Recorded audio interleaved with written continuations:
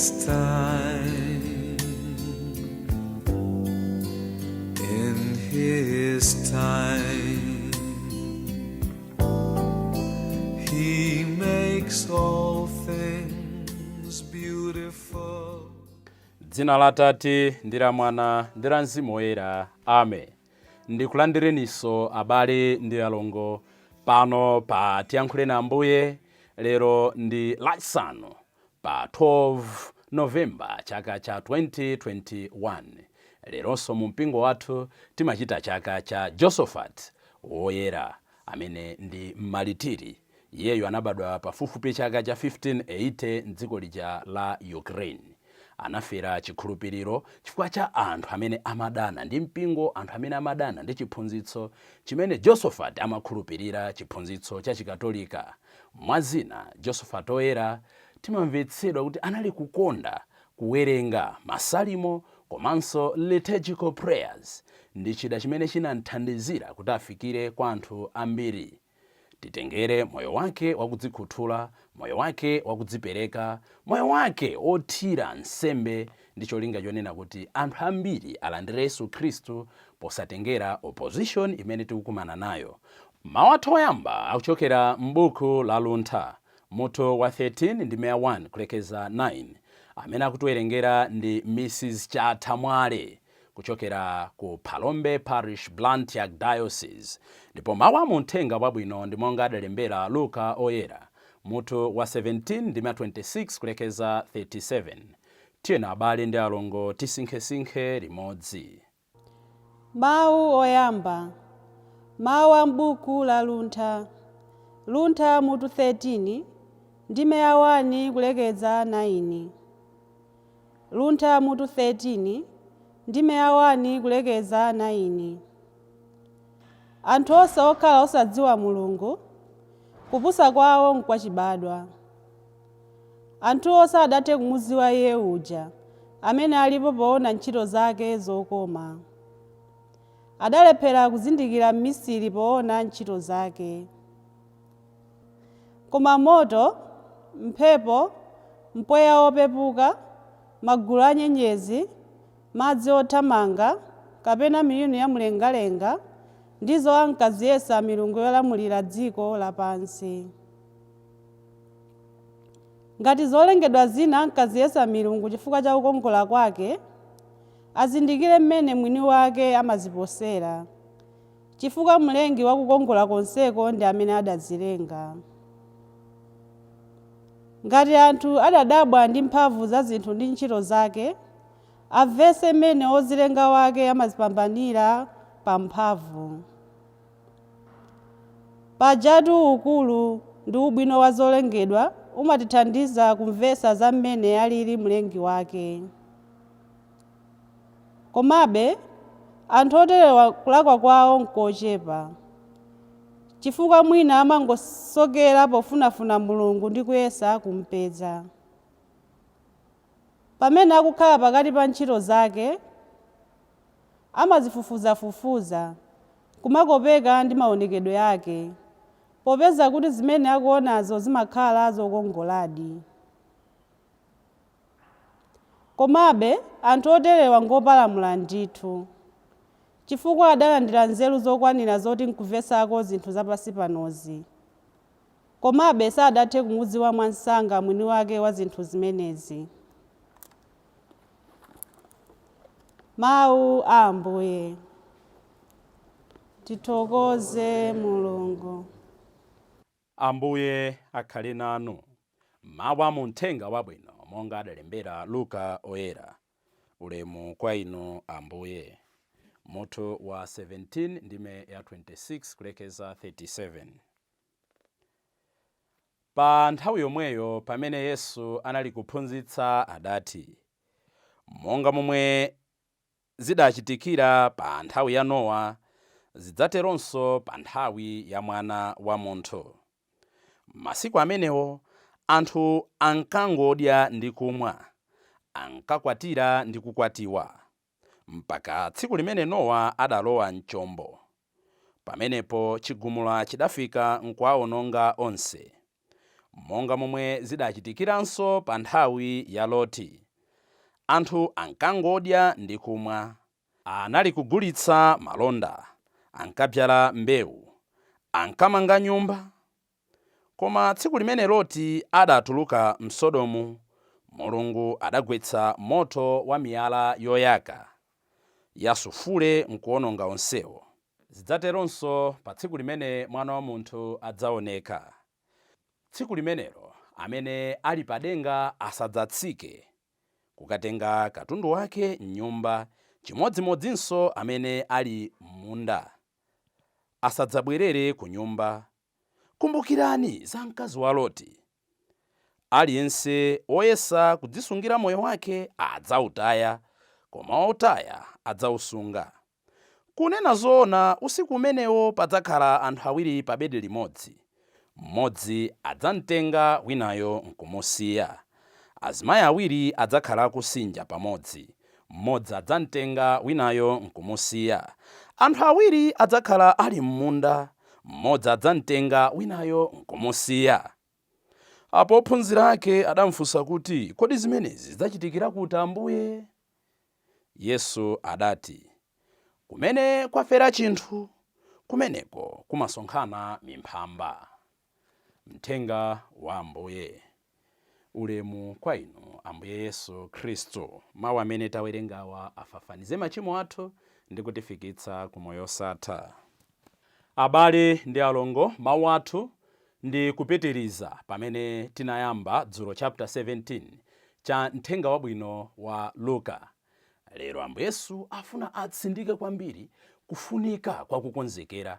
Remember, tikupita kumapeto kwa chaka cha mpingo. Lero ndi lachisanu la mulungu wa 32 pa chaka, ndi kuti tangotsala ndi milungu iwiri kuti timalize chaka cha mpingo, komanso chaka chenicheni cha dziko civil year chikupita kumapeto. Choncho Ambuye Yesu afuna tiyang'ane both kuchipembedzo komanso kuthupi kumene tachiyendetsa bwanji chakachi. Milungu ikubwerayi ndiyotithandiza kudzipanganso self auditing. Lero potsindika zakufunika kwa kukonzekera, Ambuye Yesu akutipatsa zitsanzo zimene zidachitika nthawi ya Nowa kufikira nthawi ya Loti, kuti anthu anali kudya, kumwa, kukwatira, kukwatiwa, kugulitsa, ena kumanga. Mwa izo zokha zinthu zimene akutchulazi sizoyipa. Komano kumbukirani, monga tinamveranso pa fanizo lija in the parable of the wedding guests, fanizo la phwando la ukwati limene adayitana anthu osiyanasiyana, tidamva kuti anthu osiyanasiyana anali kupereka ma excuses osiyanasiyana. Ayi, ine ndikadabwera ku ukwatiwu, koma ndangokwatira kumene nde ndikupita ku honeymoon. Kumanga ukwati, kudalitsa ukwati, kupita ku honeymoon si tchimo ayi. Ena amati ine ndikupita ku business. Kupita ku business si tchimo ayi. Ena amanena kuti ayi, ine ndangogula kumene ng'ombe zanga nde ndikaziphunzitse. Zimene zomwe izo zokha si tchimo ayi. What is the emphasis imene Ambuye Yesu afuna tiyitenge? Zinthu zimene zimatilekanitsa ndi ufumu wa Mulungu, zinthu zimene zikutitalikitsa ndi Mulungu, zinthu zimene zikutika patali ndi mpingo wathu, ndi zinthu zoti mwa izo zokha zimakhala ngati zopanda vuto, zopanda tchimo. Komano ndi nkhani ya ma priorities athu. Mutachita za Mulungu, mutapita ku chechi, mutathandiza osauka, mutachita zina zilizonse zimene Mulungu ndi mpingo wake akufuna, nchosaletseka kuti mukhaleko ndi kaphwando pang'ono. Koma nthawi zina timatenga zinthu ngati party making, merry making, beer drinking kuti zikhale priority, nkumatilepheretsa kupita kukwaya, kupita ku chechi, kupita ku ntchito za chifundo, kutumikira kukakonza nawo ku chechi. In the end, zinthu zija zikudya moyo wathu wauzimu. Zinthu zija zikutilepheretsa kuyanjana ndi Mulungu. N'chifukwa chake m'mawoyambaja, buku la Luntha, Wisdom, akunena kuti kodi zabwino zimachokera kuti? Ndakupereka zitsanzo zosiyanasiyana: mphepo, mpweya wabwino, moto, mitsinje, mapiri. Akuti zonse zimene ife timazipanga enjoy zimachokera kuti? Kenaka kutiuza kuti zonsezo nzochokera kwa Mulungu. Remember, katekisimu wathu akatolika wapadzana amafunsa kuti kodi mwini wa zinthu zonse ndi anthu onse ndani? ndeti mayankha mwini wa zinthu zonse ndi anthu onse ndi mulungu. Nakodi mmadziwa bwanji kuti mulungu alipo? Timadziwa kuti mulungu alipo pakuona zolengedwa zake, ndi zimene akunena m'buku la Luntha tsiku la lero. Komano tragedy yathu monga kutsindikira m'buku la Luntha ndionena kuti timangofuna the gifts, we don't want the giver. Timafuna zabwino za mulunguzo koma sitifuna kuyanjana ndi the author, mulungu mwiniyo. Kumeneko ndiye chiyambi chathu cholephera kukonzekera. Timafuna tilandire zabwino kuchokera kwa nzathu koma we don't want to appreciate iwo amene atipangitsa kuti tilandire zabwino.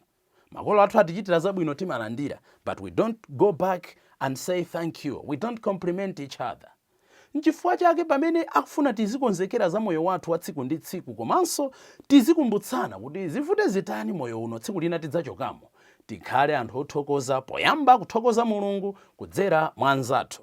Nchifukwa chake akutipatsa chitsanzo cha Nowa komanso kufikira kwa Loti ndi mkazi wake. Tikumbukire nkhani ya mkazi wa Loti. Mwinanso ife ndimene yakula pakati pathu. Machimo, kulephera, kugwa kwa mayi Loti ndi kugwa kwa inu ndi kugwa kwa ine.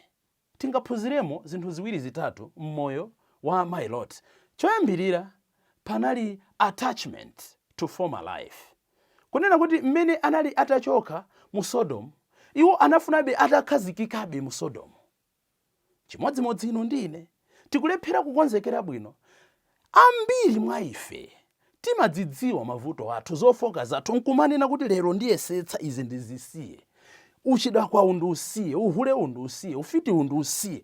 Timadzidziwa tokha. Koma tikayang'ana za zimene takhala tikuchita, timalephera kuchokamo ndi mtima wonse. Monga anachitira mayi Loti kubwerera kumacheuka m'mbuyo. Ambiri timacheuka m'mbuyo. Moyo ukanakana timavomeranso nkuyamba kukhalaso. Kuba kosiyasiya, uchida kosiyasiya, ufiti osiyasiya, timapezeka kuti tatani tayambaso. Kodi suja pa ubatizo wathu tonse tidavomera? Kodi mukukana demoni? Inde tikukana. Ndi manyengero ake omwe? Inde tikukana. Kodi mukuvomera ekereziya ndi maphunzitso ake onse? Inde tikuvomera. Koma tikangochoka pamenepo timabwerera ku former life. Chachiwiri chimene tingaphunzire chokera mu moyo wa mayi Loti ndonena kuti kulephera, kugwa, kuyamba kuchimwa, it's a gradual process. Tamva kuti pa ulendo wawo tikakawerenga mofatsa, amayi Loti choyamba anayang'ana mbuyo, kachiwiri anakhalira kumbuyo. Anzawa kupita chitsogolo, iwo anali pambuyo pa onse. Mapeto ake anapezeka kuti agwa muchimo, sanamvere zimene mulungu akulamula. Chimodzimodzi tikawayang'ana moyo wa Petro era. Anali nkufuna kwabwino. Komano chimo, kulephera, kugwa, it's a gradual process. Zinayamba munda moja. Kodi Petro ndanzi zanu mukugona? Komatu atalonjeza padzana, Ambuye ndidzakhala nanu, ine ngakhale anthu kutipha adzatiphera limodzi. Kodi Petro mukugona? Kenaka anasintha step, kuyima chapatali potero nkumukana Ambuye. Chimodzimodzi inu ine, kugwa kwathu it's a gradual process. We should be watchful. We should be very careful. Pamene ndiri kuti kodi dzana ndi dzulo, January ndi November uno, chaka chatha ndi chaka chino, ndayima pabwino ndipoti? Tikamadzifunsa mafunso ngati amenewo, tiyamba kukonzekera moyo wathu wauzimu. Kodi ineyo Ambuye akadati anditenge chaka chatha ndi chaka chino, pamene ndinganene kuti akadandipeza nditayimako pabwino ndipoti? Mafunso ngati amenewo asitithandizira kukonzekera bwino. Phunziro lina limene tikulitenga mwa mayi Loti lonena kuti when God has opened our way, we must do our part. Anawatulutsa mu Sodomu cha onse nkwauza kuti zipitani. You mean panali kusowekeranso kuti mulungu achite kuwauza kuti musaphethire musatani, poti analamula kale. Chinaliwo nkungopanga mbali yawo ngati mayi Loti. Kunali kungopanga mbali yawo. Komatu ambiri tili mgulu limeneli. Mulungu amatha kutitsegulira zipata zambirimbiri kutitulutsa m'maukapolo osiyanasiyana. Koma we don't do our part. COVID yabwera pakati pathu yatisautsa. God has opened the way kuti anthu tipulumuke bwanji. Kabayitseni, iyayi muzivalani maski, iyayi muzitalikirana. Koma ambiri we are not doing our part. Tufuna mulungu yachite kutani? Nyengo ndimene ikusintha, tikukamba za climate change. Posachedwa apa, ngakhale nyengo ikusintha kwathu kuno, tikuona kuti pang'ono ndi pang'ono mvula beka anagwa. Kodi tusokera kuti mulungu achite kudzatigwira manja kuti dzalani mitengo? Pamene mulungu watichitira, watitsegulira zipata, ifeyo tizichitako mbali yathu. Phunziro lotsiriza tukamba izi chifukwa cha nkhani yofunika kukonzekera. Ndi phunziro lotsiriza kwa tsiku la lero chokera mwa Mayilote lonena kuti close to grace is not sufficient. Kukhala pafupi ndi chiyero, kukhala pafupi ndi mpingo, kukhala pafupi ndi atumiki a mulungu sikokwanira yayi. Tikuyenera kumayesetsa kudziyeretsako. Mayilote tikumbukire kuti Loti anali mphwake wa Abrahamu oyera. Loti anali bwenzi la mulungu, anthu oyera, anthu okhulupirika pamaso pa mulungu. Koma iyeyo ngakhala anali kukhala pakati pa anthu amene anali oyera, mona analephera kudziyeretsa. Chimodzimodzi moyo wathu masiku ano nkutheka we are close to the church koma kumachedwa. We are close kwa ansembe. Ena ansembe ndazi zathu timacheza nawo kumalephera kulapa. Ena ansembe kumene tili pakati pa community of fellow brother priests kumalephera kulapa. Kukhala pafupi ndi chiyero sikuyera mtima ayi. Kunena kuti ine ndimayenda ndi ansembe, usayene kuti ndiwe wansembe. Nchifukwa chake sitikuyenera kuwazolowera ansembe aja. Nchifukwa sitikuyenera kuwazolowera atumiki a mulungu. Atithandize kutionetsa chiyero. Masakramenti aja tisazolowere kuti poti ndimapita mmawa uliwonse kusembe ya misa ndiye kuti ndayera. Ayi. Chifukwa chonena kuti ine ndimapita Sunday iliyonse ku church ndiye kuti ndayera. Ayi. Chifukwa kuti ndimalalika pa Tiyankhuleni Ambuye ndiye kuti ndayera. Ayi. Ndizikhala ndi nthawi pandekha kuti zimene ndamva, zimene ndalalika, zimene ndaona ndizipanga bwanji inkaketi mmoyo wanga wauzimu kuti nditembenuke. Ambuye sakutichenjeza tsono kuti pa tsiku la Ambuye si nthawi yosunga katundu, si nthawi yoti ndipite kaye nyumba ndikatenge shati yanga, si nthawi yoti timasinja iyayi ndibaka yamwitsa kaye mwana, si nkhani yonena kuti abambo awiri amagona ndiye kuti basi ineyo ndivale kaye. Ayi, akuti pamene lidzatipeze tsikulo monga kuthwanima kwa diso kumachitira uzakhala ulendo omwewo.